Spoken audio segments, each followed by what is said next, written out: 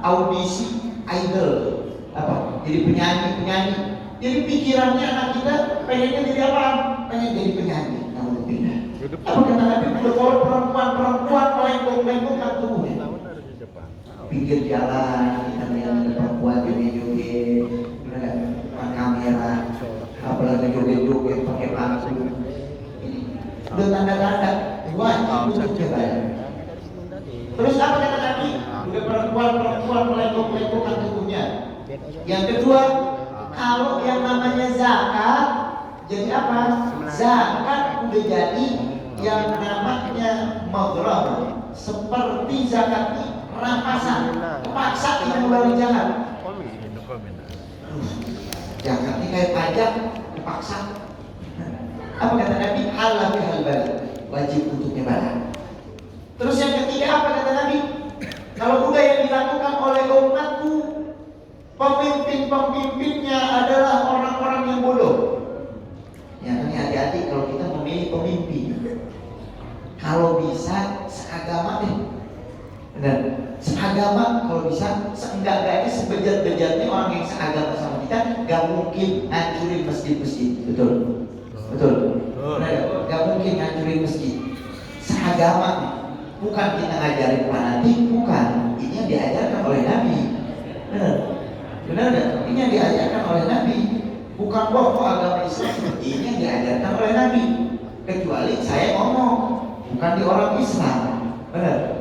Ini pesan yang harus disampaikan. Karena mau gak mau, la ta'tal Yahud wal Nasara hatta tatabi'a millatuhum. Gak bisa dipungkiri, orang-orang Yahudi dan Nasrani itu gak mungkin sejalan dengan kita, gak mungkin. Beda, Tuhannya aja beda, benar ya? Nah ini kalau udah pemimpinnya orang-orang bodoh, gak paham tentang agama, hati-hati, udah wajib turun yang namanya bala. Terus apa kata Nabi? Kalau udah amanah menjadi maghnam. Amanah itu suatu keuntungan. Orang zaman sekarang kan lomba-lomba jadi apa? Wakil rakyat. Dan wakil rakyat banyak kan orang lomba-lomba. Oh, lomba-lomba semuanya pilih saya. Dilanjutkan dengan ya. Menjadi maghnam.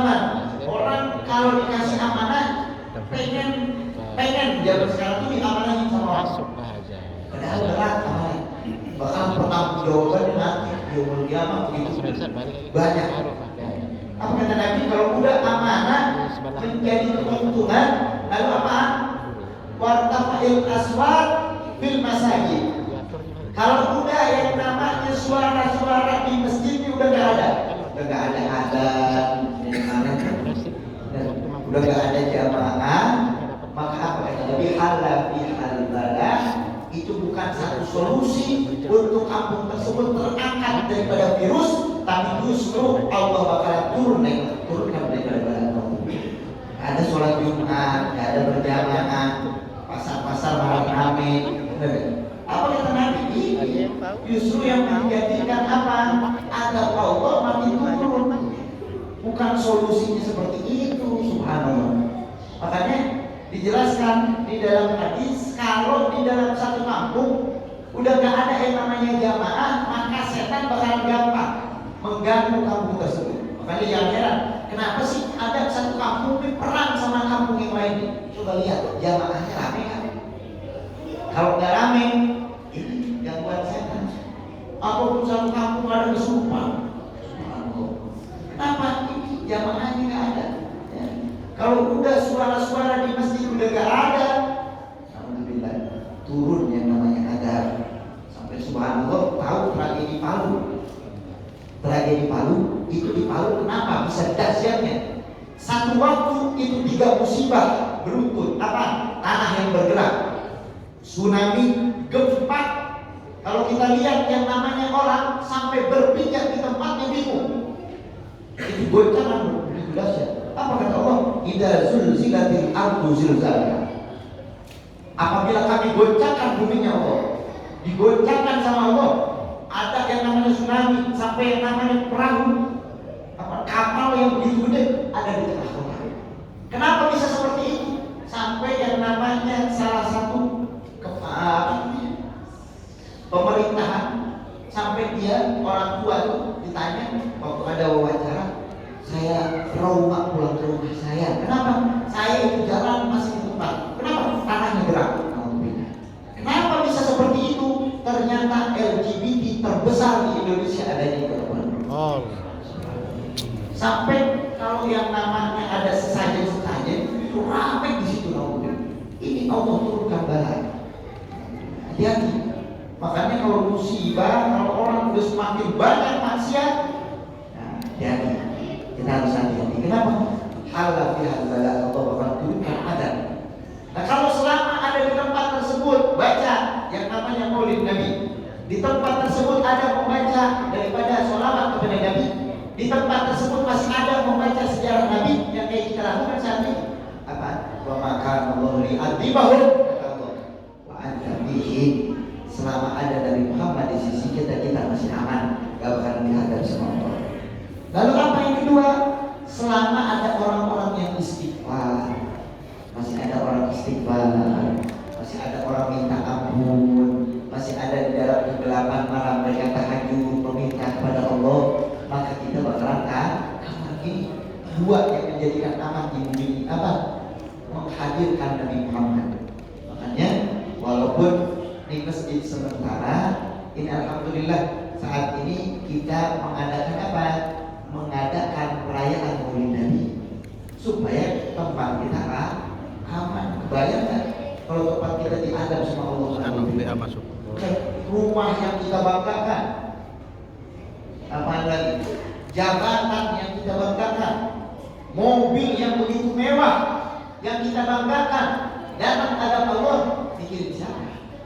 Boro-boro mikirin anaknya, mikirin dirinya, yang penting dia selamat. Ini kalau turun yang namanya adab Allah. Jadi jangan sampai turun adab Allah. Gimana? Terus ada yang namanya perkumpulan yang baik, menyebut nama Nabi, sholawat sama Nabi, memuji Nabi. Ini tipsnya supaya apa? Nggak turun adab Allah. Makanya beruntung kalau masih ada di masjid-masjid ada suara-suara sholawatan, pengajian, apalagi berjamaah, bacaan Al-Quran. Beruntung masih tenang nih. Apaan? Oh, ada Allah nggak bakal turun. Subhanallah. Nah, alhamdulillah kita sama-sama di dalam malam ini kita dikenalkan Nabi Muhammad supaya kita lebih senang memuji Nabi. Supaya kita sama-sama pelipur lara kita siapa? Itu Nabi Muhammad. Karena yang berhubungan dengan dunia itu membuat kita sumpah. Betul? Betul nggak? Orang bisa kehilangan mobilnya, bisa jadi gila. Karena apa? Karena dunia. Saya tanya, pernah nggak orang ketinggalan daripada sholat fajarnya jadi gila? Ada? Nggak ada. Biasa aja benar. Ada lagi kelewatan apa sholat duhanya? Ya biasa aja. Sholat duha biasa. Karena apa? Yang berhubungan dengan dunia itu bakal menjadikan pikiran kita keruh. Orang hilang matanya, ada lagi yang apa nggak kepilih jadi orang gila. Kenapa? Karena berhubungan dengan dunia. Nah, pelipur lara kita itu apa? Itu Nabi Muhammad. Dan tapi coba sama Rasul kayak di majlis ini, sampai ada orang bisa tidur. Mungkin kalau pulang sekarang ke rumahnya nggak bisa tidur, tapi di sini disebutkan nama Nabi, kita mendapatkan ketenangan. Makanya kata Allah, ala bidzikrillah tatma'innul qulub. Ketahuilah dengan berzikir, menyebut nama Allah. Apa yang dimaksud menyebut nama Allah? Berzikir. Apa? Kata ulama, yaitu menyebut nama Nabi Muhammad. Waktu kita sholawat kayak tadi, menjadikan hati kita tenang, hati kita khusyuk.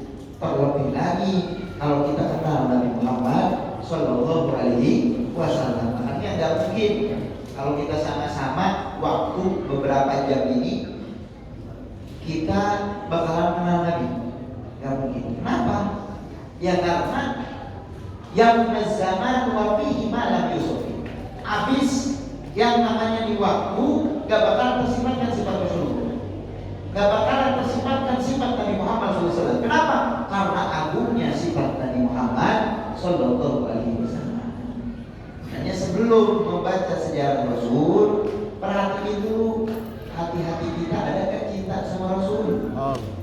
Adakah hati-hati kita rindu terhadap Rasulullah? Jangan kita malah kalah sama otak.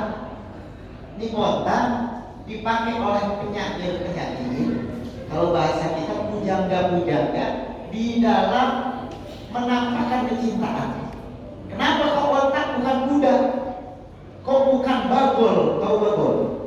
Bagol, tahu bagol nggak? Peranakan antara keledai sama kuda, jadinya bagol. Jangan sampai dinamain ada orang namanya bagol. Jadi kayak gitu kayak bagol tinggal lakunya. Jangan sampai kayak bagol. Bagol itu peranakan keledai sama kuda, namanya bagol. Bukan bagol, bukan keledai, bukan kedelai, keledai.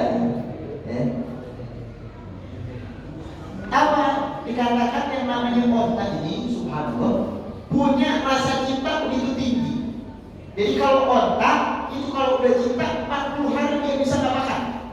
Bahkan kalau udah cinta yang namanya onta bisa yang namanya mengangkat berat yang harus tadinya nggak bisa diangkat. Misalkan kapasitasnya onta, tahu kan mobil bak tuh, pick up kan ada tulisannya kapasitasnya misalkan 500 kilo. Nah ini onta kalau udah dilanda cinta sampai dikatakan bisa ngangkat bukan dari 500 kilo, misalkan kapasitasnya 500 kilo bisa 2 kali lipat 1000 kilo satu ton.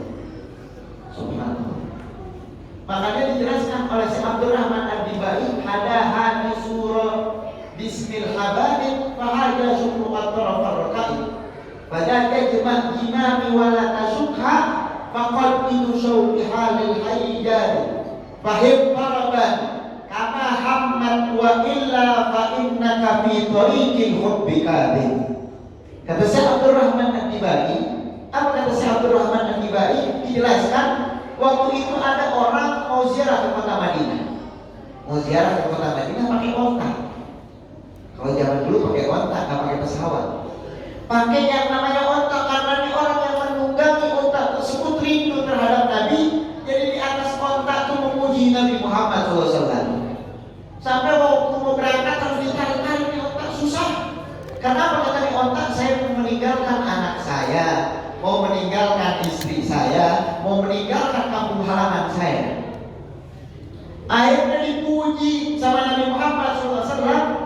Sampai di onta dikatakan oleh Syekh Abdul Rahman Ad-Dibai, jangan kau tarik yang namanya onta tersebut dengan tali kekang, karena yang menariknya adalah kecintaan kepada Nabi Muhammad. Sampai cinta kepada Nabi, lupa anaknya, lupa istrinya, sampai lupa kampung halamannya, langsung cinta sama Nabi Muhammad Sallallahu Alaihi Wasallam. Kata Syekh Abdul Rahman Ad-Dibai, kalau onta aja dengar sejarah Rasul bisa lupa anak, lupa istri, lupa kampung halaman, lalu bagaimana kita sebagai umat Nabi tatkala mendengarkan sejarah Rasulullah, ada nggak bekas di dalam hati kita cinta kepada Nabi? Fahim taraban kama hamad wa illa fa innaka fi dhariqi hubbika dik. Kalau kalian mengatakan cinta kepada Nabi tapi kecintaan kalian bukan seperti onta, dengar sejarah Rasulullah masih mau tetap masih pulang cepat-cepat pulang, fakdallah masih bisa ngantuk, masih bisa apa lagi. Dengar sejarah Rasul kayak gitu berarti menunjukkan cinta kalian adalah cinta yang bohong. Kalau onta saja bisa seperti itu, bahkan dikatakan onta Nabi Muhammad SAW setelah ditinggalkan oleh Nabi, di onta Nabi sampai gak mau makan, gak mau minum, sampai dikatakan meninggal dunia karena kerinduan kepada Rasulullah. Allah.